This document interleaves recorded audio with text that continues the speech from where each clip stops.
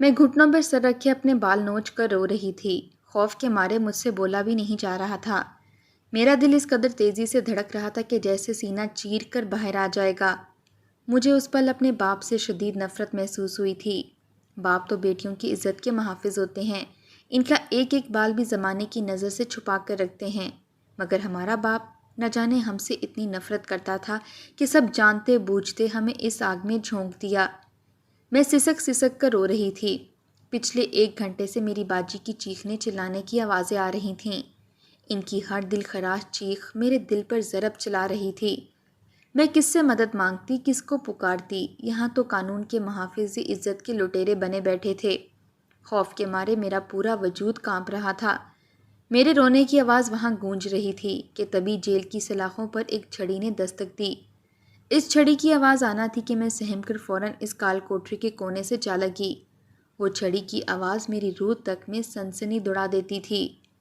اے لڑکی، بہت آوازیں نکل رہی ہیں تیری، کہو تو اگلا نمبر تیرا لگوا دوں۔ وہ درمیانے سے قد کا انتہائی بھدے وجود اور نقوش کا مالک مرد پان کھاتے ہوئے بولا تھا۔ اس کی آنکھوں میں اس قدر بے باکی اور ہوس تھی کہ میں ڈر کر ایک کونے میں چھپ کر اپنی آنکھیں میچتے ہوئے رو رو کر باجی کو آوازیں دینے لگی۔ وہ شخص مجھے یوں خود سے ڈرتا دیکھ کر ہنستے ہوئے وہاں سے چلا گیا۔ جو تھا تو حوالدار، مگر وردی کی کھلے بٹن اور لڑکھڑاتے قدم اس بات کی گواہی دیتے تھے کہ وہ نشہ کر کے یہاں گھومتا پھر رہا ہے۔ میں خوف کے مارے دل ہی دل میں خدا سے مدد مانگنے لگی اور یہی دعا کرنے لگی کہ میری باجی سلامت رہے، ان کے بغیر میرا اس دنیا میں کوئی سہارا نہیں ہے۔ وہ ساری رات یوں ہی گزر چکی تھی کہ تبھی جیل کا دروازہ کھلا اور 2 حوالداروں نے میری باجی کو گھسیٹتے ہوئے لا کر جیل کے اندر پھینک دیا۔ وہ منہ کے بل زمین پر گری تھیں۔ انہیں دیکھ کر میں فوراً ان تک پہنچی مگر وہ بے ہوش تھیں۔ میں انہیں گلے لگا کر بے تحاشا روتی رہی، نہ جانے ساری رات وہ کس اذیت سے گزرتی رہی تھی۔ کچھ دیر بعد انہیں ہوش آیا تو مجھے دیکھ کر مجھ سے لپٹ گئیں اور پھوٹ پھوٹ کر رونے لگیں۔ اس ظالم سفاک دل پولیس افسر نے میری بہن کی عزت تار تار کر دی تھی۔ ان کے چہرے پر زخموں کے نشان تھے۔ وہ کہنے لگی کہ اس سے تو بہتر تھا کہ ہم دونوں کو ابا مار ہی دیتے۔ ایک دفعہ مر جانا آسان تھا، مگر یہ پل پل موت برداشت کرنا اذیت ناک ہے۔ ہم دونوں بہنیں ایک ناکردہ گناہ کی سزا بھگت رہی تھیں۔ ہم دونوں پر قتل کا الزام لگایا گیا تھا، وہ بھی اس شخص کا جو ہمارے لیے سب سے بڑھ کر تھا، اور لگانے والا بھی کوئی اور نہیں بلکہ میرا سگا باپ تھا۔ میں باجی کا سر اپنی گود میں رکھے اس کے بالوں میں انگلیاں پھیرنے لگی۔ دل میں ابا کے لیے بددعائیں نکل رہی تھیں۔ خدا ہمارے جیسا باپ کسی بھی بیٹی کو نصیب نہ کرے۔ میں رو رہی تھی اور آنکھیں موند کر دیوار سے ٹیک لگا گئی۔ کاش اماں زندہ ہوتی تو آج یہ سب نہ ہوتا۔ مجھے بے ساختہ ماضی کے وہ گزرے لمحات یاد آنے لگے۔ درد کی لہر پورے وجود میں اٹھی تھی۔ میں نے جب سے ہوش سنبھالا تھا میں ابا کو ماں کے ساتھ ہمیشہ زیادتی کرتے ہی دیکھتی آ رہی تھی۔ ایسا کوئی دن ہماری زندگی میں نہیں گزرا تھا جب ابا نے ماں سے لڑائی نہ کی ہو۔ وہ بات بات پر اماں کو ڈانٹ دیتے تھے اور انہیں تانے دیا کرتے، جبکہ اماں خاموشی سے سب کچھ سہ جایا کرتی تھیں۔ وہ اماں کو حقیر رکھتے تھے، گویا وہ ان کی بیوی نہیں بلکہ نوکرانی ہوں۔ مجھے آج بھی وہ دن یاد ہے جب اماں نے ان کی اور ابا کی شادی کی سالگرہ والے دن کا ان کا پسندیدہ کھانا بنایا تھا اور تیار ہوئی تھیں۔ اس روز امی بہت ہی پیاری لگ رہی تھیں اور ہم خوش تھے کہ چلو اس بہانے ہمارے ابا کا موڈ تو کچھ اچھا ہو جائے گا۔ مگر ابا جب گھر آئے تو وہ پہلے ہی کافی غصے میں دکھائی دے رہے تھے۔ انہوں نے جب اماں کو تیار دیکھا تو ان سے طنزیہ انداز میں بولے کہ کس کی خاطر اتنا تیار ہوئی ہو، تم پر یہ سجنا سورنا بالکل بھی نہیں جچتا۔ اماں نے جب ان کو یہ بتایا کہ آج ان کی شادی کی سالگرہ ہے اور انہوں نے من پسند کھانے بنائے ہیں تو ابا مزید مشتعل ہو گئے اور ماں کو تھپڑ مار کر بولے، جس دن تم جیسی بدصورت عورت میری زندگی میں شامل ہوئی تھی وہ دن میری زندگی کا سب سے بدترین دن تھا۔ اگر میری ماں مجھ سے زبردستی نہ کرتی تو میں کبھی بھی تم جیسی کلموہی سے شادی نہ کرتا، اور تو اور تم نے پیدا بھی بیٹیاں کر کے دے دی ہیں، اور اپنے ہی جیسی کالی کلوٹی جن کو پیار کرنے کا بھی دل نہیں کرتا، دیکھ کر ہی ابکائیاں آنے لگتی ہیں۔ کل کو اگر ان کی شادی کروانا پڑی تو مجھے ٹرک بھر کر جہیز دینا پڑے گا، کیونکہ ان سے کوئی بھی شادی نہیں کرے گا۔ ابا کے منہ سے یہ الفاظ سن کر ہمارا دل پھٹ کر رہ جاتا۔ ہم شرم سے پانی پانی ہو جاتے۔ ابا کیسے منہ بھر کر ایسی باتیں کہہ دیا کرتے تھے۔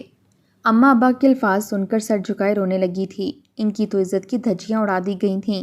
ہم دونوں بہنیں تھیں، مجھ سے 3 سال بڑی میری باجی تھی اور پھر میں تھی۔ میری ماں ایک گھریلو عورت تھی جن کا سارا دن یا تو گھر کے کاموں میں یا پھر کپڑے سلائی کرنے میں گزر جایا کرتا تھا، جبکہ میرے ابو ایک پرائیویٹ کمپنی میں ملازمت کیا کرتے تھے۔ میرے ابو انتہائی خوش شکل اور خوبرو شخص تھے، جبکہ میری ماں ایک واجبی سی شکل کی خاتون تھیں۔ ان کا رنگ انتہائی سانولا تھا اور شاید اسی وجہ سے ہم دونوں بہنیں بھی اپنی ماں پر گئی تھیں۔ ہمارے نئے نقش تو ہمارے ابا جیسے تھے مگر رنگ اماں جیسا تھا۔ اگر کبھی ابا کے ساتھ گھر سے باہر جاتے تو لوگ پہچاننے سے انکار کر دیتے کہ ہم ان کی سگی بیٹیاں ہیں۔ ابا کو بھی میری ماں سے کوئی خاص محبت نہ تھی۔ وہ تو ان کو اپنی بیوی کا درجہ دے کر بھی جیسے ان پر احسان کر رہے تھے۔ جب بھی ابا کا دل کرتا وہ ان پر تشدد کرنا شروع کر دیتے، مگر اماں انتہائی سلجھی ہوئی خاتون تھیں۔ وہ ابا کے آگے بالکل بھی نہیں بولتیں اور ان کی ہر بات خاموشی سے سن لیا کرتیں۔ ابا کو ہم سے بھی کوئی خاص لگاؤ نہیں تھا۔ انہوں نے تو شادی کے بعد فوراً ہی کہہ دیا تھا کہ مجھے بیٹا چاہیے، مگر اماں نے تو ان کو 2 بیٹیاں پیدا کر کے دے دی تھیں۔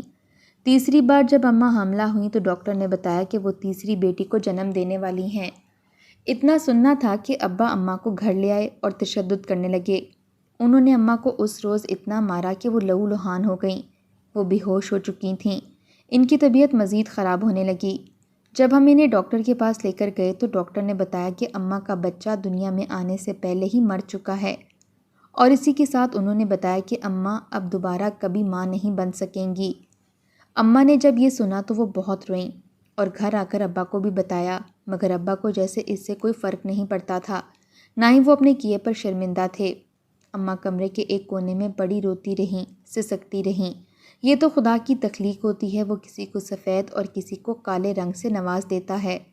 اب اس میں ہم انسانوں کا کیا قصور؟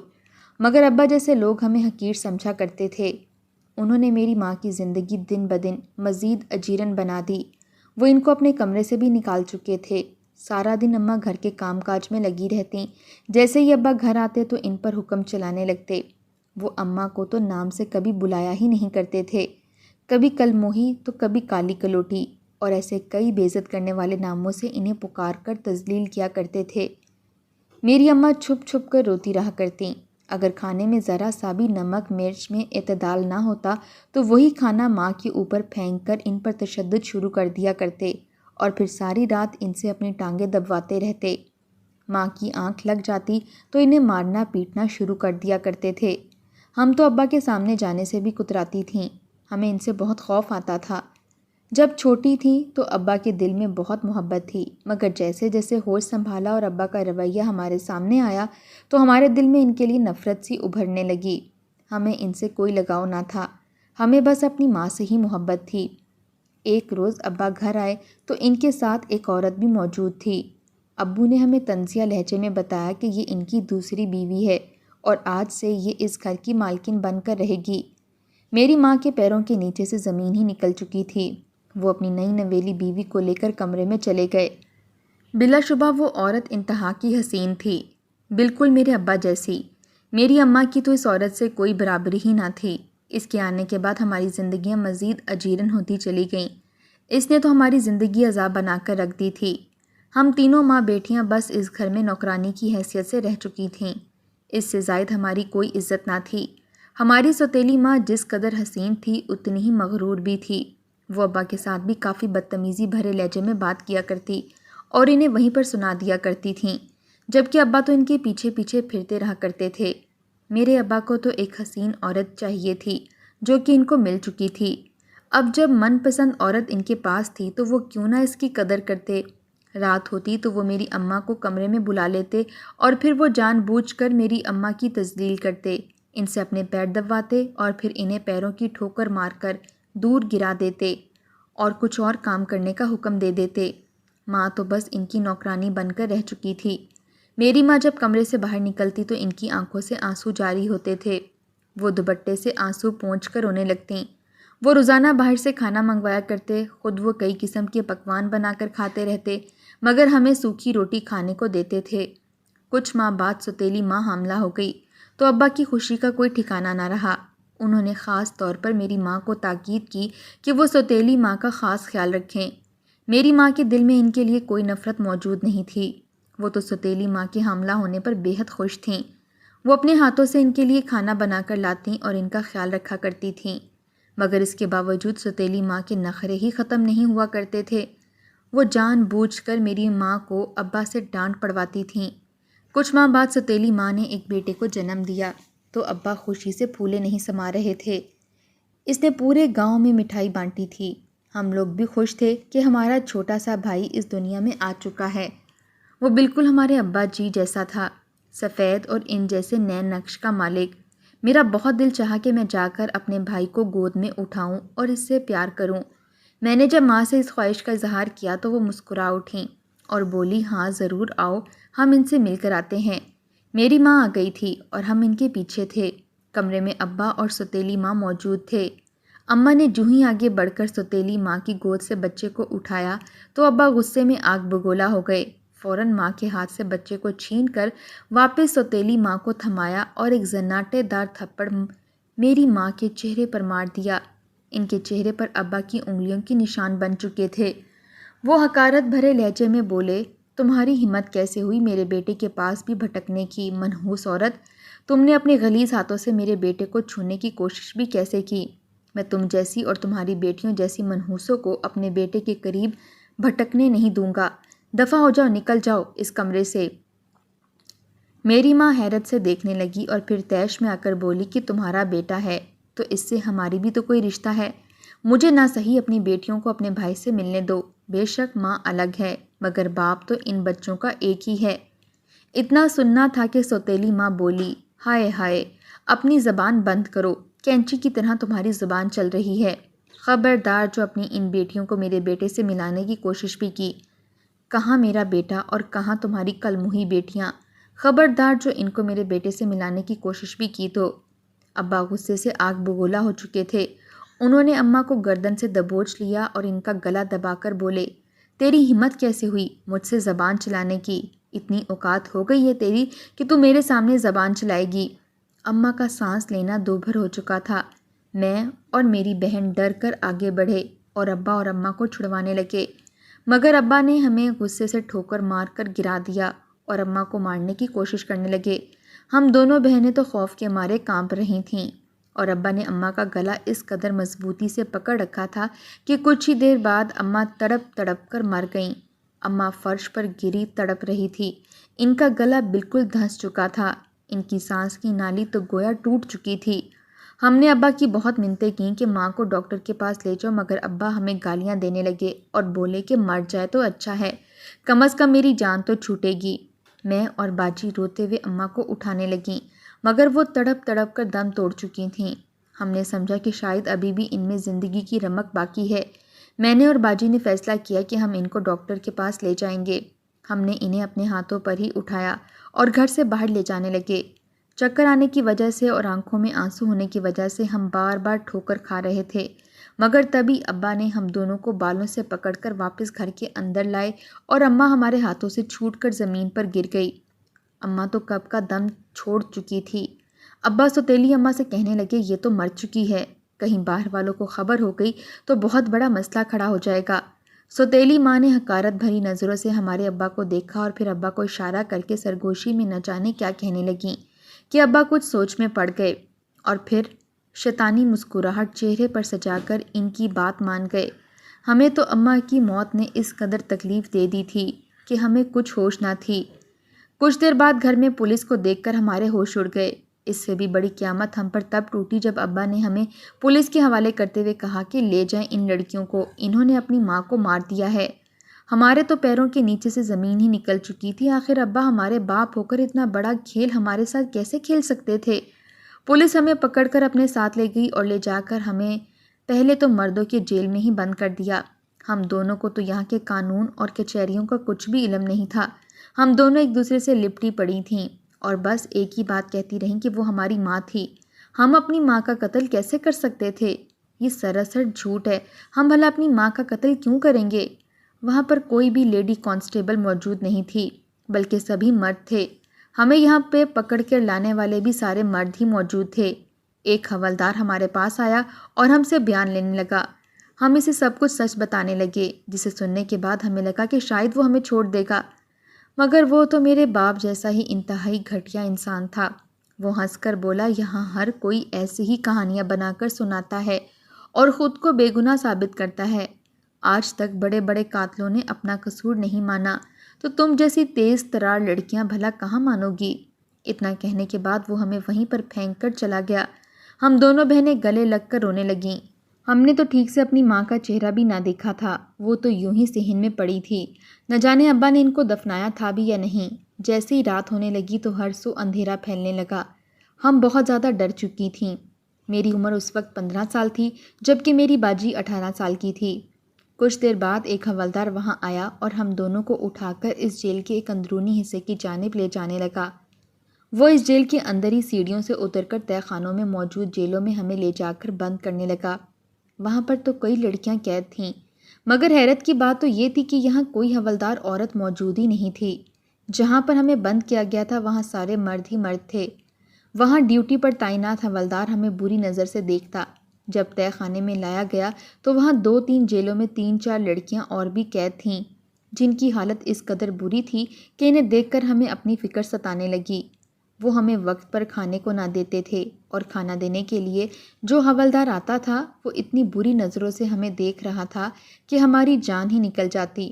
وہاں پر تعینات حوالدار ہاتھ میں چھڑی لیے بار بار جیل کی سلاخیں بجاتا رہتا تھا۔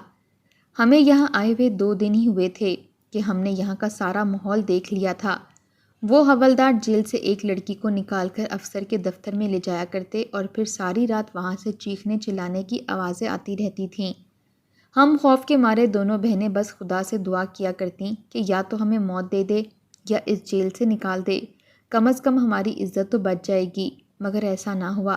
اگلے ہی روز وہ سب میری بہن کے ساتھ بھی ہوا جو ہم نے کبھی سوچ بھی نہ رکھا تھا۔ عدالت نے ہمیں 10 سال کی قید سنائی تھی، اور یہ 10 سال ہم نے اسی اذیت میں رہ کر گزارے تھے۔ ہم دونوں کی عزت تو کب کی پامال ہو چکی تھی۔ اس کے بعد ہمیں عورتوں کی جیل میں بھی منتقل کر دیا گیا، جہاں ہمیں قید بامشقت کے باوجود جیسے ہی رات ہوتی تو ایک لیڈی پولیس افسر خود آ کر کسی ایک لڑکی کو نکالتی اور پھر بڑے افسر کے کمرے میں بھیج دیا کرتی، اور یہ سب اس پولیس اسٹیشن میں کالا دھندا چلتا رہا کرتا اور کسی کو کانوں کان خبر بھی نہ ہوتی۔ یہ 10 سال کسی اذیت سے کم نہ تھے۔ یہ 10 سال جو ہی ختم ہوئے تو ہم دونوں بہنوں کو کورٹ کی طرف سے رہائی کا حکم مل گیا۔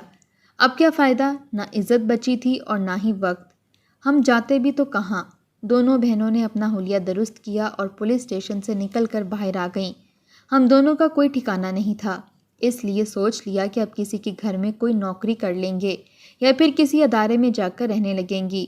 ابھی ہم چلتے ہوئے سڑک پر آئے ہی تھے، دیکھا تو بہت سارے بھکاری ایک لائن میں بیٹھے نظر آئے جو لوگوں سے پیسے مانگ رہے تھے۔ انہی میں سے ایک بھکاری پر جب میری نظر پڑی تو میں نے باجی کو اس جانب دیکھنے کا کہا۔ جب ہم نے غور کیا تو ہمارے پیروں کے نیچے سے زمین نکل گئی۔ وہ بھکاری کوئی اور نہیں بلکہ ہمارے ابا تھے۔ ہمیں پہچاننے میں کافی وقت لگا تھا، مگر جب انہوں نے ہماری جانب پیسوں کی خاطر ہاتھ بڑھایا تو فوراً پہچان گئے، اور پھر کتنی دیر سکتے کی کیفیت میں کھڑے رہے۔ وہ ہمیں ایک الگ جگہ لے گئے اور پیروں میں گر کر معافی مانگنے لگے۔ سوتیلی ماں نے ان سے سب کچھ اپنے نام کروا لیا تھا اور ابا کو گھر سے دھکے دے کر باہر نکال دیا تھا۔ کہتے ہیں کہ انہیں ہمارے ساتھ غلط کرنے پر سزا مل چکی ہے، مگر ہم دونوں بہنوں نے حقارت بھرے لہجے میں حرف حرف اپنے اوپر گزری داستان ابا کو سنائی اور بتایا کہ ہمارے ساتھ ان 10 سالوں میں جو کچھ بھی ہوا اس کے ذمہ دار صرف اور صرف آپ ہیں۔ آپ کو ابھی تک ہماری اماں کے زندہ رہنے تک کا ہی مکافات عمل ملا ہے، باقی جو کچھ آپ نے کیا اس کا حساب تو اب روز محشر خدا تعالیٰ آپ سے لے گا۔ اتنا سننا تھا کہ ابا اپنا منہ نوچنے لگے اور سر پیٹ کر رونے لگے، مگر ہم دونوں بہنیں وہاں رکی نہیں، بلکہ ابا کو وہیں چھوڑ کر روتے ہوئے آگے بڑھ گئیں۔